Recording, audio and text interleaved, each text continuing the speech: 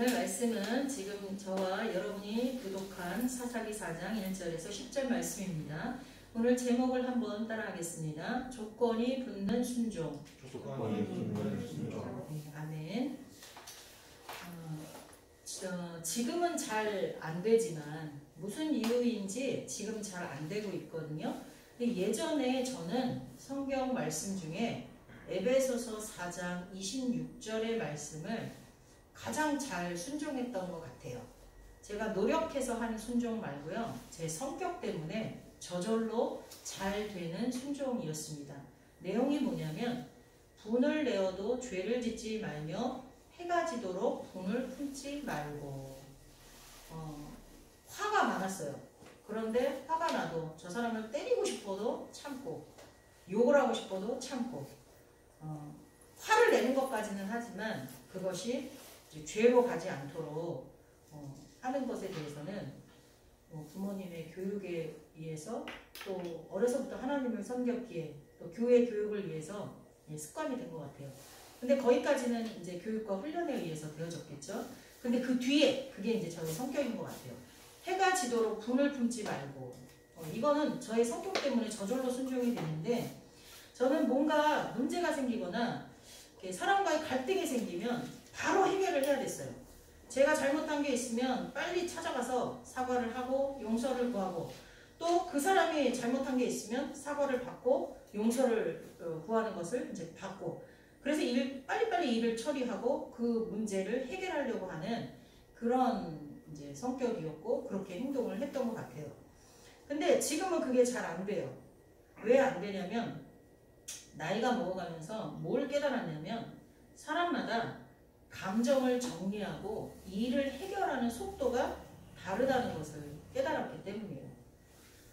제가 빨리빨리 감정이 정리되고 또 빨리빨리 해결을 하려고 해서 사과를 해도 그 상대방은 아직까지도 그때 그 감정을 유지하고 있고 또 일을 해결하려고 하는 의지 자체가 없을 수도 있고 그런 거를 깨달아서 깨닫고 나니까 잘 안 되기도 하지만 그거보다 더 제가 그게 잘 안 되는 이유는 누군가의 조언을 받았기 때문입니다. 어떤 조언이었냐면 만약에 너가 잘못해서 누군가에게 나 이거 정말 잘못했다. 이 부분 정말 잘못했어. 이렇게 용서를 구했다. 근데 그 뒤에 저는 반드시 그렇지만 이 부분은 당신이 잘못하지 않았냐. 이 부분에 대해서는 나에게 사과를 해라. 이렇게 요구를 했었거든요. 왜냐하면 사람과 사람과의 갈등이 생기고 문제가 일어났다면 솔직히 말해서 한 사람만의 잘못은 아니잖아요. 그렇죠? 대부분. 차 사고가 나도 대부분 쌍방과실이고 100대 0 이렇게 되는 일은 많지 않잖아요. 사람의 관계는 더 복잡 미묘해서 차 사고보다도 더 한쪽이 100%일 경우는 없어요. 그런 경우는 어느 경우냐면 남편이 술 중독자라서 술을 먹고 아내를 무차게 그냥 때린다. 이거는 그럴 수도 있겠죠. 근데 거의 드물잖아요. 그러다 보니까 저의 사과도 항상 문제를 해결하려면 내 마음의 감정과 내 마음의 모든 것도 풀어져야 되기 때문에 요건 네가 잘못했으니까 네가 사과해 그러는 거예요. 근데 그렇게 하게 되면 제가 잘못했다고 인정하고 사과한 부분이 헛것이 된다는 거예요. 그 사람한테는 그것이 용서를 구하는 거나 사과하는 걸로 더 이상 받아들여지지 않는다는 거죠. 그 조언을 받고 나니까 상당히 어렵더라고요. 그렇게 하는 게. 그래서 어떻게 보면 지금은 해가 지도록 분을 품지 말라. 해지기 전에 해결하라는 하나님의 명령이 제일 어려운 것 같아요. 잘 안 되더라고요. 이 조언의 핵심이 뭐냐. 단서가 붙으면 반쪽짜리 사과가 된다는 거예요. 그건 결국 사과가 아닌 게 되는 거죠. 마찬가지로 하나님께 대한 순종도 조건이 붙으면 그것은 더 이상 순종이 아니게 된다는 겁니다. 반쪽짜리 순종은 결국 자기를 망치고 하나님과의 관계에 해를 끼칩니다. 이것은 인간끼리의 관계에서도 많이 드러나곤 합니다. 아마 경험해보신 분들도 있을 거예요. 오늘 본문의 이야기로 들어가면 이스라엘이 하나님의 목전에 악을 행함으로 모압 왕 에글론의 지배를 18년 동안 동안 받았습니다. 사사기 3장에 나옵니다. 그 앞장에. 하나님이 18년 동안 모압 왕의 지배를 받게 그냥 두셨거든요. 근데 이스라엘 백성이 못 살겠어요. 얼마나 학대하고 얼마나 우리를 괴롭게 하는지 못 살겠어요. 그래서 하나님 앞에 부르짖습니다. 어떻게? 살려달라고. 그러니까 하나님께서는 에훗이라는 사사를 세우셔서 모압 왕을 죽이고 모압의 압제에서 이스라엘 백성을 구하십니다. 그리고 몇 년 동안 평안을 주시냐면 80년 동안 평안을 주십니다. 굉장히 오랫동안 평안을 주셨죠. 그런데 사사 에훗이 죽고 나니까, 오늘 본문이 여기부터 시작이죠. 사사 에훗이 죽고 나니까 이스라엘 백성은 또 어떻게 돼요? 하나님을 버리고 우상을 숭배하고 온갖 악행을 저지릅니다. 그래서 결국 하나님은 이스라엘 백성을 이번에는 누구한테 파십니까? 가나안 왕 야빈의 손에 파셨다, 그렇게 됐습니다. 근데 야빈은 엄청난 무력을 가지고 있던 왕이었습니다. 그리고 그의 군대 장관이었던 시스라는 또 엄청난 장군이었어요. 대장이었어요. 그 시스라가 왕의 군대인 철병구 900대를 앞서서 이스라엘을 쳐들어옵니다. 그래서 어떻게 해요? 점령을 하고 해버리죠. 그리고 이스라엘 자손을 몇 년 동안? 20년 동안 학대합니다. 아주 그 정치가 엄청나게 이스라엘 백성을 괴롭히고 학대하는 그런 정치였어요. 이에 이스라엘 백성은 예전처럼 또 하나님께 부르짖습니다. 사사기를 계속 읽어보면 이것들이 계속 반복돼요. 여러분 왜 그랬을까요? 회개가 진정한 회개가 아니었기 때문에. 그 부르짖음이 그냥 살려달라고 애원만 했지 자기 자신의 죄악에 대해서 통회하고 자복하는 일이 없었다는 거예요. 제 인생의 경험에서도요, 하나님 앞에 땀을 치고 내 죄가 미워서 통회했던 거는 다시는 안 저질러요. 물론 연약해서 또 실수할 수는 있지만 반복적으로 저지르지 않습니다. 근데 우리가 형식적으로 회개한 것들은 내 뼈를 깎듯이 통회하고 자복한 게 아니라 말로만, 감정으로만 회개한 건 자꾸 반복하게 돼 있어요. 이스라엘 백성도 그랬어요. 그럼에도 불구하고 하나님은 또 한 번 속아주시죠. 이번에는 랍비돛의 아내 드보라를 사사로 세우십니다. 여기서 우리가 하나 분명하게 알고 넘어가야 될 것이 있습니다. 우리는 말씀을 통해서 하나님을 알아가는 거잖아요. 하나님을 경험하는 거잖아요. 여기서 꼭 알아야 되는 하나님은, 자, 앞서서 세웠던 사사는 에훗이었습니다. 근데 성경을 읽어보면 에훗은 왼손잡이라고 되어 있습니다. 제가 저희 자녀들을 낳을 때만 해도 왼손잡이를 별로 좋아 안 했어요. 근데 그래도 차츰차츰 이게 왼손잡이가 머리가 좋다, 양손을 쓰면 머리가 좋다라는 게 나오기 시작할 무렵이었어요. 저희 아이들은 다 왼손잡이로 태어났거든요. 그래서 저는 은근히 좋았어요. 그래서 오른손도 쓰고 같이 쓰면 좋겠다 싶었는데, 큰아이는 학교를 가서, 아니 유치원을 딱 가자마자 이게 애들하고 부딪히잖아요, 이게. 그러니까 이렇게 반대로 이렇게 앉았으면 좀 달랐을 텐데 이게 이렇게 부딪히게 앉았나 봐요. 그러니까 바로 바꾸더라고요. 자기 스스로. 누가 가르쳐준 것도 아닌데. 학교 가서 바뀌었어요, 큰아이는. 근데 작은애는 유치원 때 바꿨어요. 그래서 바뀌었나? 아무튼 그러다 보니까 지금은 양손을 둘 다 좀 쓰는 편인데, 저보다 조금 윗세대는 왼손잡이는 병신이었어요. 바보였어요. 그래서 엄마들이 어떻게 해요? 왼손잡이가 태어나면 빨리 오른손으로 바꿔주고 왼손 쓰면 안 된다고 그러고 막 여기를 때리면서 막 교육하고 그랬던 시대였어요. 자, 근데 이 시대는 어땠을까요? 왼손잡이라고 굳이 왜 기록을 했을까요? 왼손잡이는 그 시대는 더 정상이 아니라고 생각을 했던 시대예요. 자, 그럼 정상이 아니에요. 장애인이에요. 이제 뭐 지금으로 따지자면. 자, 그 다음에 여선지자 드보라. 여자는 사람 숫자에 셀 때가 안 들어갔잖아요. 그리고 법을 집행할 때 여자는 들어갈 수도 없었고 권리를 행사할 수도 없었고, 우리나라도 사실은 여자에게 이 투표권이 생기게 된 거 뭐 나중이잖아요. 전 세계적으로 볼 때도 그렇고, 어느 나라를 봐도 여성의 인권은 기독교가 들어가면서부터 시작되었지 여성에게 인권은 없었잖아요. 그렇죠? 근데 이때는 오죽했겠습니까?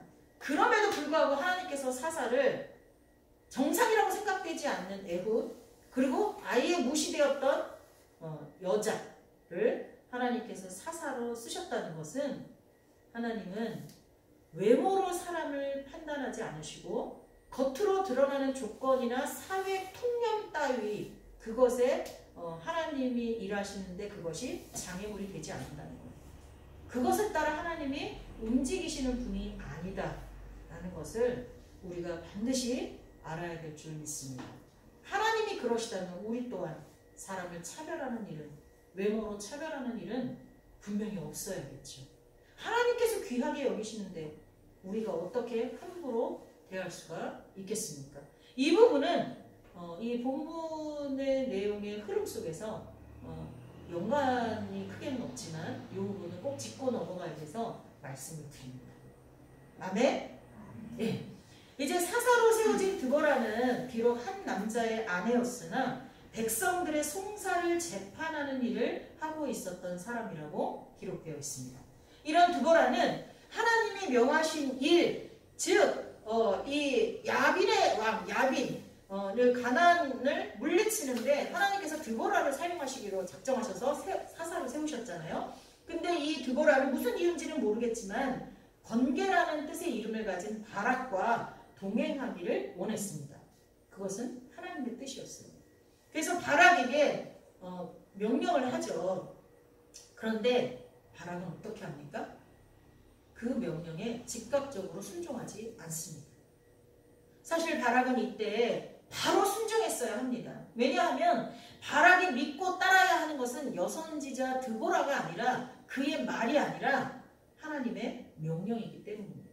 오늘 제가 이 단에서 말씀을 전할 때도 여러분은 여목사 유미애와 저의 말이 아니라 하나님의 뜻과 말씀에 아멘하고 순종해야 하는 것과 같습니다. 그러나 바락은 출전을 주저했습니다. 왜 그랬을까요? 여러분이 이 교회를 선택할 때 여기 선택의 여지가 없이 오신 분들도 있겠지만 선택을 할 때 망설여지는 것들이 뭐가 있을까요?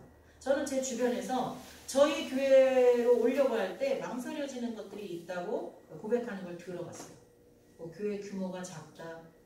또 그 중에 하나는 남편과 함께 오기에는 목사님이 여자다. 그리고 젊은 애들만 너무 많아서 내가 적응하기 좀 힘들다.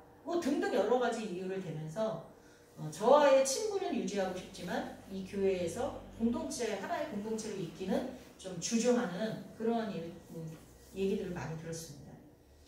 여러분, 이 바락이 왜 드보라 선지자의 명령에 따라 움직이지 않고 주저했을까요? 그건 한번 여러분 생각해 보세요. 어쨌거나 주저했어요. 그러면서 조건을 겁니다. 사사기 4장 8절 한번 보세요. 만일 당신이 나와 함께 가면 내가 가려니와 만일 당신이 나와 함께 가지 아니하면 나도 가지 아니하겠노라. 조건을 겁니다. 이것은 온전한 순종이 아닙니다. 하나님의 말씀과 그분의 능력에 대한 불신입니다. 그게 하나님의 말씀이라고 생각하지 않는 거죠. 또는 하나님의 말씀이라고 생각되어졌는데도 이렇게 조건을 걸었다면 하나님의 능력에 대한 불신에서 오는 것입니다. 결과가 어떻습니까? 9절에 보면 이르되 드보라가 대답하죠. 내가 반드시 너와 함께 가리라. 그러나 내가 이번에 가는 길에서는 영광을 얻지 못하리니 이는 여호와께서 시스라를 여인의 손에 하실 것이니라 하고, 결국 시스라는 모압의 장인 호밥, 여기는 호밥이라고 되어 있는데 다른 데서는 이드로라고 되어 있죠. 그 모압의 그 모세의 장인인 이드로의 자손인 헤벨의 아내 야엘의 손에 죽고 맙니다. 그래서 장군을 죽이는 영광이 다른 여인에게로 돌아가는 거예요. 이스라엘 백성도 아니고 다른 이방인의 여인에게 그 영광이 돌아가게 되었습니다. 하나님께 즉각적으로 온전히 순종하지 못하고 조건을 내건 단쪽짜리 순종은 대부분 그 결말이 좋지 않습니다. 예를 들어보면 사사기 6장에 나오는 기드온의 경우가 있습니다. 하나님께서 나타나셨어요. 기드온을 찾아서 사사로 세우고자 하죠. 근데 기드온은 하나님을 그분이 하나님인지 잘 믿어지지 않는 거예요. 자, 우리 한번 6장 가볼까요? 6장, 사사기 6장. 본문에서 조금 뒤로 넘기면 되겠죠. 6장 36절에 보면 기드온이 하나님께 여쭈되 주께서 이미 말씀하신 같이 내 손으로 이스라엘을 구원하시려거든. 하나님께서 지금 기드온을 통해서 이스라엘을 구원하겠다 말씀하신 거죠. 근데 기드온이 그렇게 말합니다. 그렇게 하려면 보소서 내가 양털 한 뭉치를 타작마당에 두리니 만일 이슬이 양털에만 있고 주변 땅은 마르면 주께서 이미 말씀하신 같이 내 손으로 이스라엘을 구원하실 줄을 내가 알겠나이다 하였더니 그대로 된지라. 다음번에는 또 어떻게 해요? 양털은 가만히 있고 주변이 이슬에 젖으면 알겠다고 하나님에게 조건을 내봅니다. 그런데 또 이 성경을 우리 성도님들이 잘 이용을 하죠. 내가 뭔가 소원을 이루려고 하나님 앞에 막 간절히 기도할 때 하나님의 응답에 확신이 없어. 뭔가 이게 응답이 안 와. 그러면 어떻게 해요? 하나님 만약에 이렇게 되면 하나님의 뜻으로 알고 이렇게 되면 하나님의 뜻이 아닌 줄 알겠죠? 뭐 이렇게 하잖아요. 근데 사실은 이게 잘했다고 여기다 실은 건 아닙니다. 기드온이 이렇게 하나님 앞에 나설 때 이렇게 조건을 걸고 나서던 기드온은 결국은 나중에 어떻게 됩니까? 우상 숭배자가 돼요. 사람들이 기드온이 막 승리하니까 그를 왕으로 섬기려고 그래요. 그러니까 이 기드온이 뭐라고? 아우 하나님이 왕인데 내가 어떻게 왕을 하냐? 나뿐만 아니라 우리 자손 대대로 왕 노릇은 안 할 거야 이렇게 말을 해요. 근데 그걸 어떻게 해요? 겉으로는 그렇게 말을 하지만 속으로는 나중에 어떻게 하죠? 폐물들을 요구하잖아요. 그리고 그걸로 우상을 만들잖아요. 그리고 요즘에 매일 성경 말씀 같이 묵상해 가시죠. 거기에 보면 어떻게 해요? 기드온의 자식들이 70명이 한 곳에서 죽게 되죠. 첩의 아들로 인해서. 아비멜렉으로 인해서. 이렇게 나쁜 결말이 나오게 된 데는 처음부터 완전히 하나님 앞에 완전한 순종을 드리지 못한 그게 원인에서 찾아볼 수 있습니다. 그게 원인일 거예요. 또 입다를 보세요. 암몬과 싸운 입다를 보면 한 11장으로 넘어가 보실래요? 사사기 11장에 보면 11장 30절에 한번 볼까요? 이 입다는요 하나님이 원하지도 않는 조건을 붙입니다. 30절에 그가 여호와께 서원하여 이르되 주께서 과연 암몬 자손을 내 손에 넘겨주시면 다 if예요. 조건이에요. 내가 암몬 자손에게서 평안히 돌아올 때에 누구든지 내 집문에서 나와서 나를 영접하는 그는 여호와께 돌릴 것이니 내가 그를 번제물로 드리겠나이다 하니라. 아니 하나님께서 이스라엘 백성을 구원하고자 사사를 세우신 거잖아요. 이 입다는 그 앞서 세워진 사사들을 하나님이 어떻게 하셨는지 알잖아요. 역사 속에서. 그런데 하나님이 이기려고 자기를 세웠는데 거기다 왜 조건을 붙여요? 자신이 없었던 거죠. 하나님의 말씀에 확신이 없었던 거죠. 그래서 하나님께서 이기게만 해주신다면 내가 나를 처음으로 마중 나오는 사람을 하나님 앞에 돌리겠다 그랬어요. 여기서 크게 잘못한 게 하나님에 대한 불신, 그리고 또 하나는요 하나님에 대해서 이 사람이 너무 몰랐어요. 사람을 제물로 드리는 걸 하나님이 원하시던가요? 절대 아니죠. 그거는 이방신을 섬기는 우상 숭배자들의 경우죠. 하나님은요 이삭을 드리라고 했지만 이삭을 드리게 하셨나요? 아니시죠. 제물을 미리 따로 준비해 놓으셨잖아요. 그것은 아브라함의 믿음을 템프테이션이 아니라 테스트하기 위해서 하나님이 그렇게 하신 것 뿐이죠. 근데 필요도 없는 하나님이 원하시지도 않는 방법으로 조건을 내걸어서 결국은 어떻게 돼요? 딸을 잃어버리게 되죠. 무남동녀라고 했어요. 그것도. 무남동녀가 뭐예요? 딱 하나. 아들이건 딸이건 할 것 없이 그냥 딱 하나. 자식이 하나인 거죠. 근데 그 딸을 잃어버리게 되었습니다. 이것들이 어디 사사들의 문제만이었겠습니까? 이스라엘의 초대 왕이었던 사울 왕도 예외는 아니었습니다. 사울 왕은 하나님께 조건을 걸었다기보다는 대부분 핑계를 대는 반쪽짜리 순종이었습니다. 블레셋 사람들과의 전쟁 직전에도 먼저 하나님께 제사를 드려야 하는데 제사를 드릴 사무엘이 늦게 오자 백성들이 막 두려움에 떨고 백성들이 막 군사들이 막 흩어지려고 하니까 어떻게 했어요? 사무엘을 기다리지 못하고 자신이 먼저 번제를 드려버립니다. 이것은 월권이고 하나님의 권위와 명령에 대한 도전이면서 불순종이었습니다. 여러분, 하나님의 때를 기다리지 못하고 내가 앞서 나가는 건 불신앙이고 불순종입니다. 하나님에 대한 이에 대한 하나님의 책망이 사무엘을 통해서 전해지자 사무엘 왕은 거기서 잘못했다고 바로 하면 되는데, 우리가 그런 거 있죠. 누군가가 나에게 잘못을 지적하면 그게 깨달아지면 바로 어떻게 하면 돼요? 그냥 다른 말 다 필요 없어요. 거기서 다른 말을 하나 둘 대면서부터 아까 사과를 할 때 내가 사과를 하고 이거는 네가 그래도 잘못했잖아 하면 그 사과가 어떻게 되는 거예요? 더 이상 사과가 아닌 게 되는 거죠. 마찬가지로 용서도 마찬가지예요. 내가 그냥 잘못했다 하면 끝이에요. 그런데 잘못했어. 그런데 왜 그러냐면 하고 말하면 그건 뭐가 돼요? 그런데 왜 그러냐면 하면 그건 변명이잖아요. 변명이 되고 그 변명을 하는 순간 이 잘못했다는 말은 어떻게 되는 거예요? 농도가 흐려지는 거예요. 나중에 정말 억울하면 잘못했다 하고 그 일은 마무리 져야 돼요. 끝나야 돼. 그리고 나중에 뭔가 그거와 연관된 다른 일들이 일어났을 때 그때 내가 진짜 잘못했었는데 그때는 이러한 사정에 의해서 그랬어 라고 얘기를 한다면, 자기 마음에 계속해서 억울함이 남는다면 나중에 그 억울함을 풀 수 있는 기회가 올 거예요. 그쵸? 그것을 하나님께 맡기는 거죠. 근데 이 사울은 물론 어느 정도는 팩트이지만 군인들이 막 백성들이 흩어지려고 그러고 무장한 군인들도 막 도망가려고 하니까 내가 전쟁에 질 것 같고 두려워서 그랬다. 맞긴 맞죠. 또 아말렉과의 전투에서도 하나님은 모든 사람을 치고 그 소유를 남기지 말고 다 진멸하라고 돼 있어요. 남녀와 소아와 젖먹는 아이와 우양과 낙타와 나귀를 죽이라. 젖먹는 아이까지 다 죽이라 했어. 싹 다 죽이라 했어요. 여러분, 이걸 보고 성경을 처음 대하는 사람들은 하나님은 잔인하다고 말씀하지만 하나님은 공의로우신 분입니다. 죄는 멸하시고 의인은 높여주시는 분이십니다.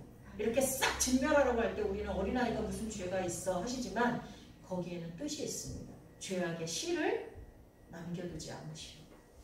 농사를 해보면 알아요. 여러분, 그 나무를 하나 심으면요, 이 나무가 거목이 되기 전까지는 옆에 풀들이요 엄청나게 자라요. 저는 나무가 뭐 매실나무 무슨 나무 하면 그게 딱 알아볼 수 있는 줄 알았거든요. 근데 처음에 나무를 심을 때는요, 그냥 이게 가지가 아니라 낄들한 막대기 하나예요. 이게 매실인지 뭔지 몰라요. 우리는 파는 사람만 알죠. 막대기 하나 딱 꽂아요. 그 막대기 하나 딱 꽂아서 얘가 이렇게 나무로 점점 자라고 잎사귀가 생기고 이렇게 되기 전까지는요, 풀들이 같이 자라갖고 이게 나뭇가지를 막 막아요. 그러면 어떻게 해줘야 돼요? 이 풀을 갖다 싹 다 베어버리고 뽑아버려야 얘가 큰 거목이 되고, 나무가 크게 자라면 그 밑에서는 이제 풀이 안 자라요.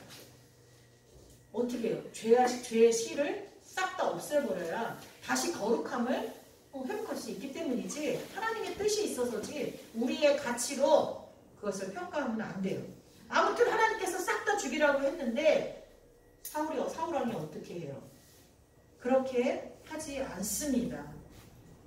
아말렉 왕을 사로잡고 칼날로 그의 모든 백성은 진멸하였지만 질이 좋은 양과 소를 남겨두었다라고 되어 있습니다. 근데 역시 이러한 반쪽짜리 순종, 불순종에 대해서 사무엘을 통해서 하나님이 책망하시니까 사울이 또 뭐라고 그러는지 아세요? 사울이 이르되 그것은 무리가 아말렉 사람에게서 끌어온 것인데 자기하고 상관없다는 거예요. 그냥 백성이 그렇게 한 거라는 거예요. 아니 어떻게 왕의 명령이 없이 왕이 싹 다 죽이라고 했는데 어느 간 큰 백성이 그걸 남겨서 갖고 오겠습니까? 근데 그렇게 핑계를 대는 거예요. 아말렉 사람에게서 끌어온 것인데 백성이 당신의 하나님, 자기 하나님도 아니야. 사무엘 당신의 하나님 여호와께 제사하려 하여 양들과 소들 중에서 가장 좋은 것을 남기며 그 외의 것은 우리가 진멸하였나이다. 이렇게 핑계를 댑니다. 저와 여러분은 하나님 앞에 어떤 자세로 서 있습니까? 이것은 하나님에 대한 불순종입니다. 자신의 유익을 구한 탐욕이요 이기심에서 나온 죄악이 분명합니다. 하나님보다 사람을 의지하고 사람을 바라본 믿음 없는 행위라는 것을 우리는 기억해야 합니다. 결국 사울은 어떻게 되죠? 하나님 앞에 버림받습니다. 전장에서 아들과 함께 적군에 의해서 죽임을 당합니다. 가문이 몰락합니다. 다윗에게 너무나 진심이었던 요나단을 빼고는 진짜 가문이 몰락하죠. 한번 우리가 정리해 봅시다. 하나님은 만홀히 여김을 받는 분이 아닙니다. 만홀이라는 것은 무심하고 소홀하게 여긴다 그 뜻이에요. 업신여긴다 이 뜻입니다. 그 헬라어 언어를 보면 유크트리조 콧김 코웃음 치다는 거 이런 거 있잖아요. 코웃음 치다 비웃다 이런 뜻입니다. 하나님은 그렇게 여김을 받으실 분이 아닙니다. 하나님을 우습게 여기고 속이려 하거나 타협하려 한다면 그것은 결국 유익함이 없습니다. 성경에 보면 하나님과 타협해서 유익을 취한 경우는 한두 건밖에 없습니다. 타협, 이것도 우리 편에서 볼 때 그런 거예요. 하나님 편에서 보면 은혜와 긍휼입니다.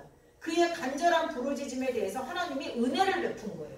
근데 어쨌거나 우리 편에서 보면 타협인 것 같아요. 그 경우가 두 경우가 있는데 뭐냐면 하나는 아브라함이 소돔에서 조카 롯을 구하려고 할 때 천사로 나타난 하나님께 어떻게 말하죠?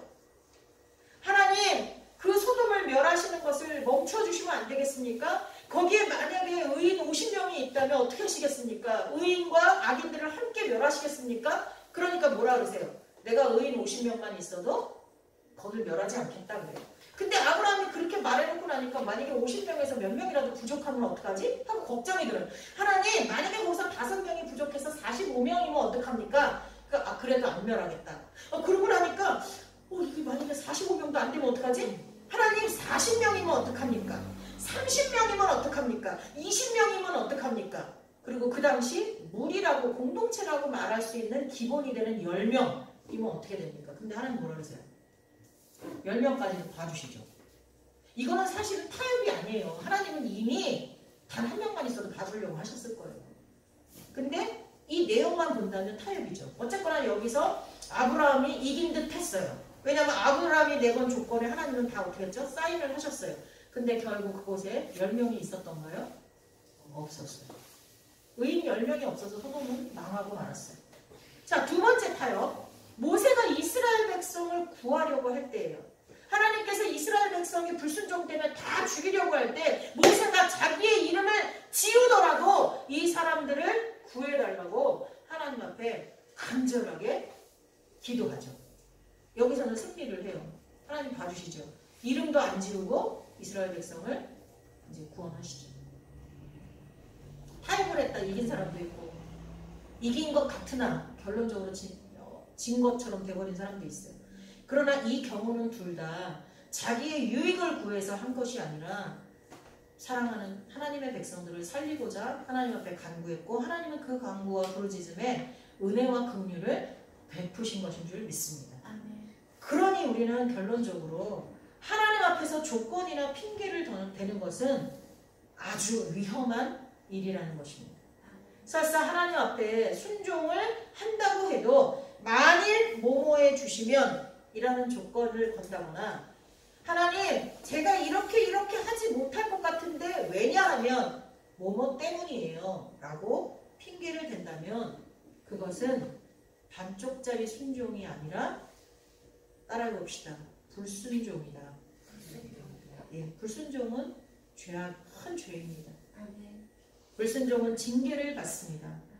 우리 각자 자신의 삶을 돌아보고 하나님 앞에 어떠한 자세를 내가 취하고 있는지 생각해보며 기도할 수 있기를 예수님의 이름으로 축원합니다.